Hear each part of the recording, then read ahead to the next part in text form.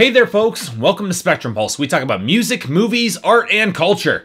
And today we're going to be talking about the new album, the debut album from American authors, titled Oh, What a Life. Well, we knew this was all going to happen eventually. We knew that someday some major label executive was going to notice the smash chart success of the Lumineers and The Neighborhood and Bastille and especially Imagine Dragons and think, oh god, indie rock has actually scored a foothold in the charts. How the hell are we going to capitalize on this without signing an act that's actually going to be challenging or hard to market? Ugh. Well, the funny thing is that there really are a lot of bands in this particular vein, just indie enough to avoid the pop brush, but not so indie that Pitchfork gives a damn about them. Acts that you might know and like for that one song, but you'd be hard-pressed to call yourself a really hardcore fan. In other words, we're looking at another silent majority act, or to be a little bit more snide, the indie rock that gets popular thanks to commercial jingles and showing up on sitcoms. And while you have acts like Block Party, Vampire Weekend, and Death Heaven who have shaken off the silent majority label, provided they ever had it to begin with, by actually being critical smash hits, most critics don't tend to care much about bands in this particular silent majority vein. Enter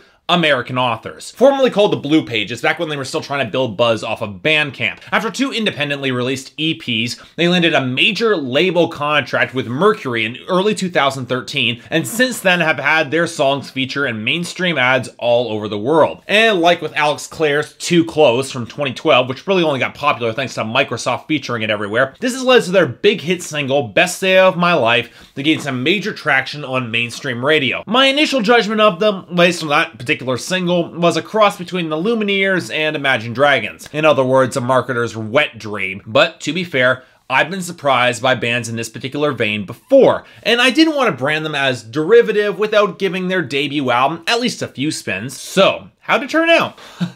Funny thing, this might actually surprise you, but I enjoyed this album a lot more than I was expecting at all. Mostly because the band that Best Day of My Life is selling is not quite the band that American Authors is in terms of instrumental style, lyrics, and especially tone. This isn't a band looking to have the ponderous epic power of Imagine Dragons, for instance. No, American Authors owes a lot more to the power pop stylings of Fountains of Wayne, Jimmy Eat World, or maybe even the Neon Trees, all wrapped up together into a distinctly modern, folk-inspired indie rock package. It's a very weird mix, but once you can get into the headspace of this particular band, American Authors is actually a fair bit better than you might think on first look. Not to the point where I think that their debut album is an essential release or something you all need to run out and get now, but you know, it's definitely worth your time if you're curious. So, how the hell did they actually manage to make this work? Well, first, it was a sane grasp of their scope, because the majority of the songs on this album are rooted in very simple pop cliches about love, having a good time, and occasional bits of relationship drama. And it's with all of the weight that you would expect from a high school sitcom. Now, it's a decidedly old-fashioned approach to pop music that at many times approaches corniness, but American Authors actually understands this, and they go for broke with earnest abandon anyways. And plus, that sincerity is a natural intersection point in the world between power pop and folk music, and the sunny, upbeat tone the band takes for it is a really great fit. There's not a single bit of irony on display here. There's a lot of plucky banjo, hand-clap melodies, and rich backing vocals, and when you interject it with some sharp-edged guitar and a little bit of a quicker pace, it's a surprisingly good, well-thought-out melodic fit. Now, the closest they get to a perfect fusion of these two genres is in Home, reaching into a trashy blend of pub crawl sing-along and power pop smash hit that needs to be the next single ASAP. And the better songs on this record, like Luck, Trouble, Love, and Heart of Stone, they worked their absolute best to hammer on this balance as hard as they possibly can. And honestly, it works the majority of the time. But it's just a damn shame that nobody in the production studio figured out quite how to make this work consistently. The biggest issue crops up in Zach Barnett's vocals. He's a singer with a ton of youthful charisma, but somebody put him in behind a rougher microphone and piled on the vocal effects to give him more indie appeal,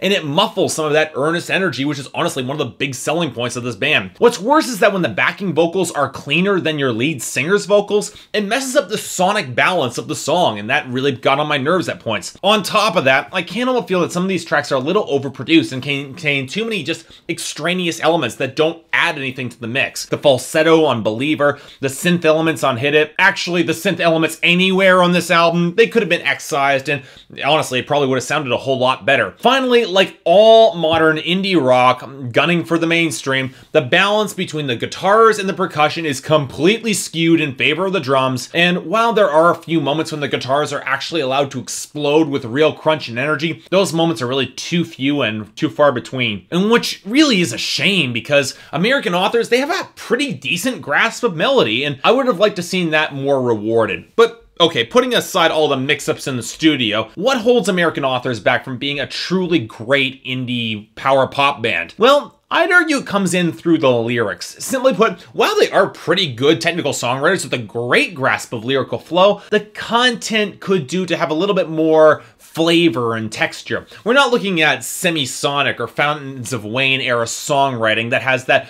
great enduring detail and texture, and that does hurt American authors somewhat. Now, that's not saying that they don't have songs that go into different or more deeper directions. Trouble plays with a fun juxtaposition of dating a wild girl with both ups and downs, and the hapless narrator trying, and mostly failing, to rein her in, and then Ghost talks about trying to deal with the past before moving on, more along the lines of a get your shit together track. But there aren't many lyrical details that would make the songs really pop out for me, which is a bit of a downside. So in the end, the marketing behind American authors, it's really selling this band quite short, because the songs looking to imitate Imagine Dragons' success behind those songs is a act with a fun fusion of power pop and folk rock that really works a lot better than it should, and it's being entirely misrepresented by its marketing and its lead single. Whether or not you like this particular band will honestly depend on how much tolerance you have for simpler, upbeat power pop material that's a little bit too sincere for its own good, because, well, let me stress this record is not looking to blow your mind. It's very much in the pop template there. But I have to say, it's a promising start with a lot of real flavor, and provided they can get the production issues figured out and a little bit more lyrical ambition, we could have a pretty excellent band here, and I expect some of these problems that you get coming off a debut album. As it is, Oh What a Life by American Authors gets a 7 out of 10